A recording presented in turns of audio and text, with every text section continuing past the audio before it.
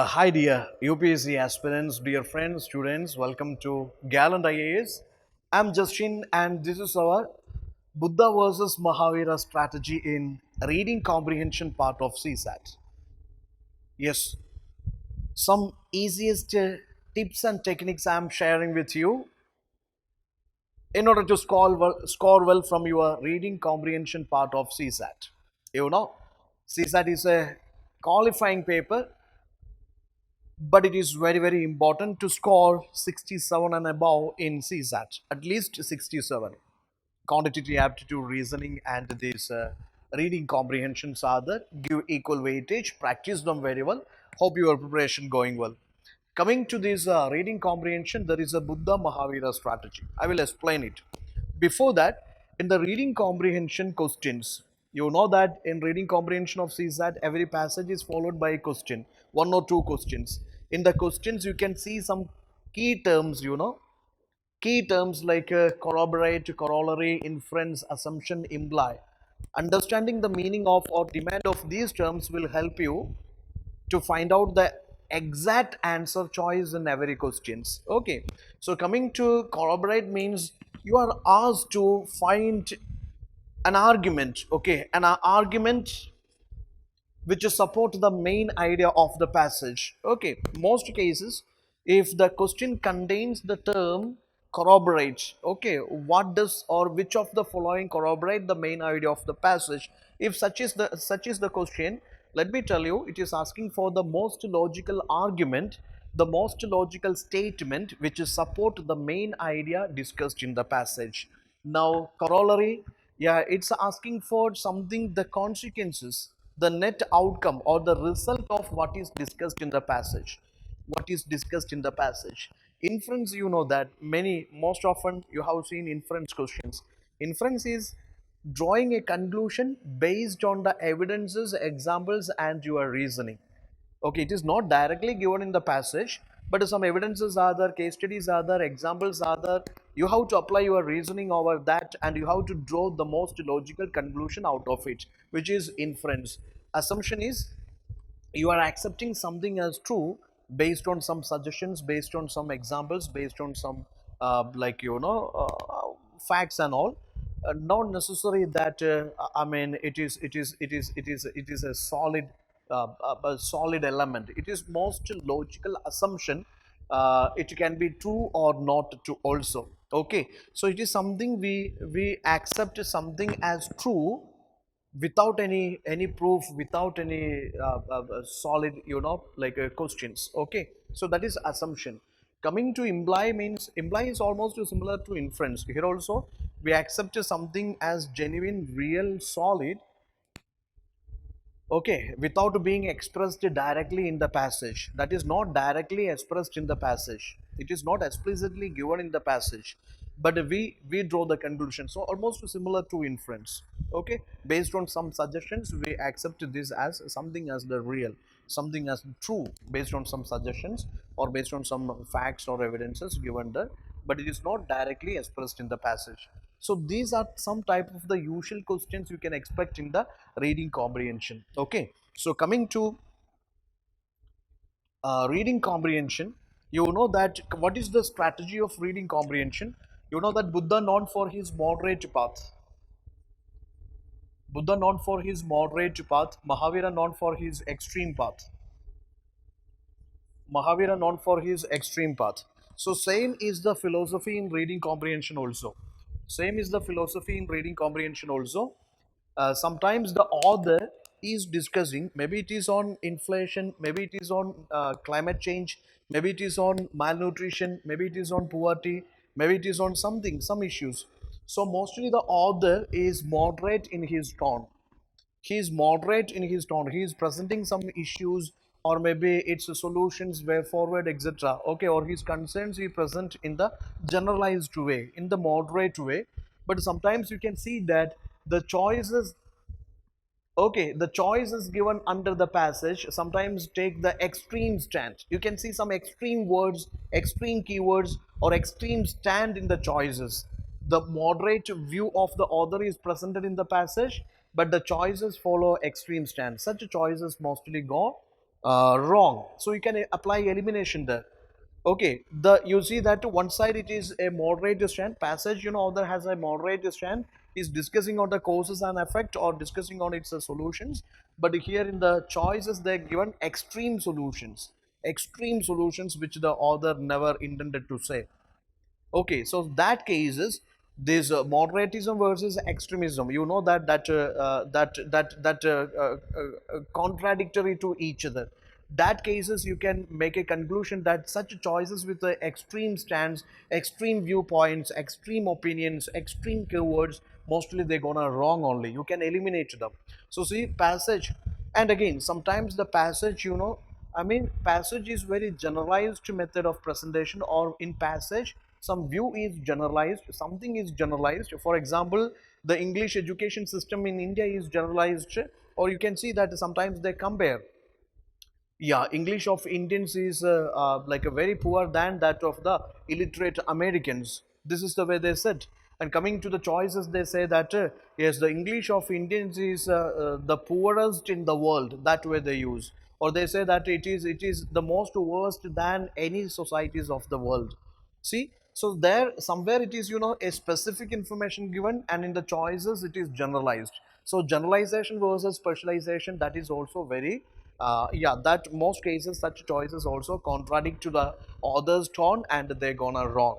So see that sometimes the passage is conveying a generic view, but the choices are giving a specific view. That times such choices you can eliminate. Sometimes the passage is talking about a specific issue, and in the choices it is generalized. That cases also you can eliminate. So take care. This is also passage is presenting a general view, choice is presenting a specific view. That time you can eliminate, okay, because they are contradictory to each other. Sometimes the passage is talking about a possibility and the choice is talking about surety. It may happen in 2025. Okay, then the passage says that it will happen. See, so that thing also you please take care. Possibility versus surety.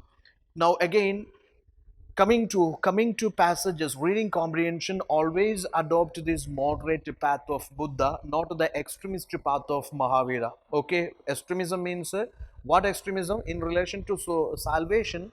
Mahavira said that extreme ascetic life or austere life is required for salvation. Okay, Buddha said that a middle path is required for salvation. So don't go for extreme stance, extreme views, okay, or that kind of, or extreme opinions, etc. That mostly gonna wrong only. It's always follow that middle path when it comes to the passages. Okay, now let me show you how it is applied. This is the passage: nationalism is only a curse when it becomes narrow and fanatical. Narrow and fanatical. Like so many other things available to man, say religion, it can easily lead men astray. Nationalism can lead people into thinking only of themselves, of their own struggles, of their own misery. It can also cause a nation to become suspicious and fearful of his neighbors, to look upon itself as superior and become aggressive. It is when nationalism impels a state to become expansionist and seek domination over others that it becomes a positive curse and harmful internationally. Maybe he is a hardcore fan of Ravindranath Tagore. He also believes in internationalism. Nationalism in narrow perspective is dangerous. Now, anyway, when you read this passage, it is not necessary to mug up each and everything in the passage. Just try to understand what is the crux of the passage, central idea of the passage. You can easily understand that the author's tone is a critical tone. It is a critical tone. In the first line itself, he says that yes, narrow and fanatical.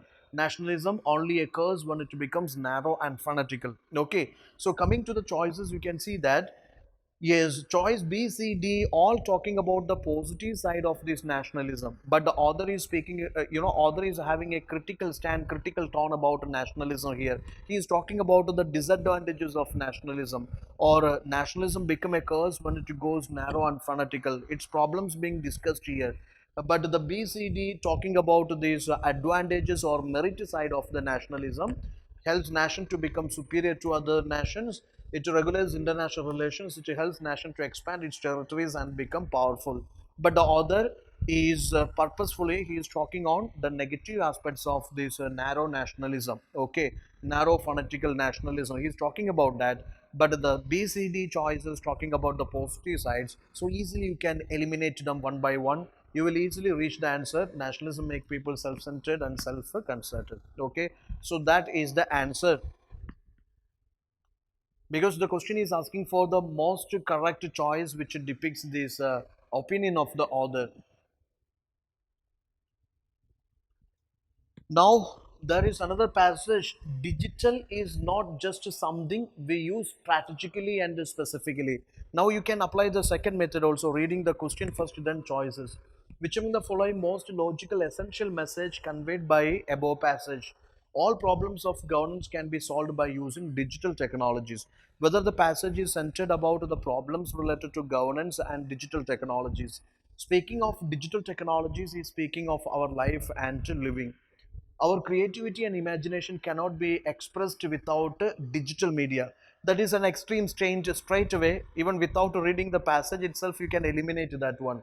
Use of digital system is imperative for the existence of mankind in future. Whether it is imperative or not, that we don't know, for which we have to read the passage.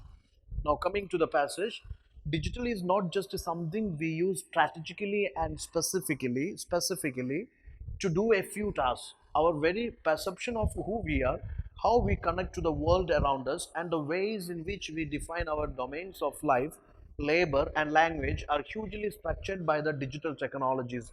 The digital is everywhere, and like air invisible, we live within digital system. We live with intimate gadgets. We interact through digital media, and the very presence and imagination of the digital has dramatically restructured our lives. The digital, far from being a tool, is a condition and context that defines the shapes and boundaries of our understanding of the self, the society, the structure of governance. So, after reading these, coming to the choices, all problems of governance can be solved by using digital technologies. You see, some things are there, all problems of governance can be solved by using digital technologies. All problems of the governance can be solved by digital technologies. Speaking of digital technologies is speaking of life and living. Live it. Our creativity, imagination cannot be expressed without digital media. That is eliminated. C is eliminated. Use of digital system is imperative for the existence of mankind in future. Whether digital technology and this existence of mankind in future, whether it is necessary for existence of mankind, is not about development of mankind. It's not about the technological advancement of mankind. It's about existence of mankind. Is it necessary for existence of mankind? Eliminate it. Your answer will be B only, which is speaking of digital technologies is speaking of our life and living. That is what the most logical essential message conveyed in the passage. So here all we applied elimination without any hurdles. Now, this has resulted in one of a kind community. There is no comparable country to India in which middle class is taught to think and approach life in a foreign language that they have not mastered. The light of India occupy a small space. It is emotionally Hindi and cognitively English. Because the quality of teaching is poor, they have learned English through stock phrases. Even illiterate Americans speak English better, clearer, and more precisely than educated Indians. On the mother tongue side, language loss has resulted in the deterioration of India's high culture, its classical inheritance. This is the passage. Now, question. On the basis of above passage, which is the most logical, rational message conveyed by the author? See, Indians fail to speak well both in their mother tongue as well as in the foreign languages. It's talking about a single foreign language. In the past choice, they're given foreign languages. We have no idea about like a Spain or Spanish or maybe French or Arabic or maybe Chinese, many other languages. Okay, so this is the trouble. You see, in the passage they are talking about one foreign language, and here choice they're given about foreign languages, generalized, eliminated. The knowledge of English that Indians have is lower than that of any illiterate section of society. Knowledge of English that Indians have is lower than that of any illiterate section of society. Any illiterate section of society. It's only compared with that American society. It doesn't mean that it is India's like that poor English is comparable with any illiterate societies of the world. Again, generalized, eliminated. Then affiliation to and knowledge of one's mother tongue is linked with an appreciation of one's culture. Before that, Indian middle class is learning English and subsequently moves away from local dialects. But they say that yes, the elite of India occupy a small space. It's emotionally Hindi and cognitively English. They say it already there, and without a dialect, there is no language. Okay, dialect is the style of speaking language in that particular community in particular region. So here they say that subsequently moves away from local dialects, but that contradicts what discussed in the passage. So you can eliminate A, B, and D. Your answer will be C. The most logical conclusion here is C only. Moving on to next passage. If elected political leadership fails to emerge, there is likelihood of military taking over power in developing countries. Radical student groups or labor may try to raise revolution, but they are not likely to compete with the military. Military intervention, rule, and withdrawal from politics is closely related to society's level of political development. They are asking for the crux of the passage. They're asking for the crux of the passage. Military intervention is an unavoidable factor in a state. Is that unavoidable? Is that necessary? Okay, it is not unavoidable. The situation discussed here is if the elected political leadership fail to emerge in that scenario, that doesn't mean that it is unavoidable factor in the state. So eliminate it. Military will overpower the political rule. Military will overpower the political rule. There they used the term likelihood. Likelihood. Here they used it is will. Possibility versus surety. Possibility versus surety. Possibility versus certainty. Okay, contradicts. So eliminate that. Military power is a challenge to democracy. I don't know. Let's see. Student group can challenge military. But here they say that radical students groups of labor may try to raise revolution, but they are not likely to compete with the military. So that also can be eliminated. Your only answer is C. Only answer is C. The right answer is C. Now, one thing is crystal clear. What all I discussed with you right now, the easiest solution is you must feel confidence in yourself. Maybe, I mean, you didn't practice that much comprehensions in your academic days. Even coming to UPSC standard of comprehension is totally different from what we practiced in our schooling and graduation levels and all. Doesn't matter. Your background doesn't matter. Your backgrounds doesn't matter. What you have to do is like just take the previous year's questions 2011 to 2021, take the previous year's questions and just practice the passages given there. Practice the passages given there. Different types of questions are there, and try to inculcate, try to practice, implement these kind of the tricks and techniques in your passages while solving the passages. Okay, so that will definitely help you. And also many standard passages given in the mock test, you just practice them, will definitely help you. And any support you require, feel free to contact us. That's it. All the very best. Thank you, and please do subscribe our channel for more quality videos and series. That's it. Thank you.